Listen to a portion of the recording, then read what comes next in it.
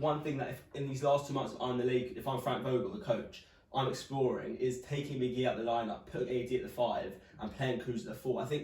I'm not sure that. Listen, they've had it for months, this lineup, and I think this will be the lineup they go with in the playoffs. However, you don't want it to come to the playoffs and you think, oh, we need to try something new. And this is, for me, this is the time you'd experiment, get Kuz, and Kuz is used to a role where he's playing lots of minutes, a high volume shooter. This helps Kuz get his rhythm from the start. Especially when he's in a starting lineup with the LeBron and AD, it kind of, no one's really going to focus on Kuz, and he could get more buckets in that way. And additionally, you saying that taking AD into the 5 and taking McGee out, I also think that the reason they haven't done that is because they need someone off the bench, and they just have no depth at all. And it is worrying because even looking into that game last night when the Rockets were obviously extremely small, LeBron and AD, they couldn't even take over that game. They should have demolished that, and LeBron doesn't look the same in the paint and taking over. I think we've had this conversation before that the burden on LeBron this year, he had 15 assists last night, which is unbelievable.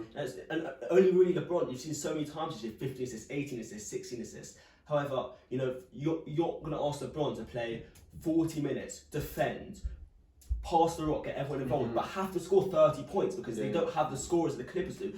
Kawhi and Paul George don't even need to score 30 points because of the scorers they have. And I think the burden on LeBron in his 17th year, 35 years old, it's too much. But the biggest concern for me, actually, it's not so much AD and LeBron, because you know how great they can be, but it's just the fact that they don't really have any skilled guards. Yeah, you have Avery Bradley starting, and obviously we know that LeBron can take over, but we kind of want it in roles and not the whole game. It's too much. He's not a guard at heart, and if they could somehow get Darren Collison, that would be huge. Last night he was at the game. He was at the Rockets game, sitting with Genie Barnes. I don't know what's going on in that situation. I think we all know it's going to happen. It's a matter of time. Yeah, I think we all think that's going to happen. He's shot 40% for the last 4 or 5 years of his career. Defends well, handles the ball well, an assist guy. So he's crucial. I think that could be an incredible. And that would be a brilliant addition. They need him, and that will change the dynamic as well. I think one thing that Darren Collison, you have to get rid of the Rondo minutes. That experiment's done now. Done.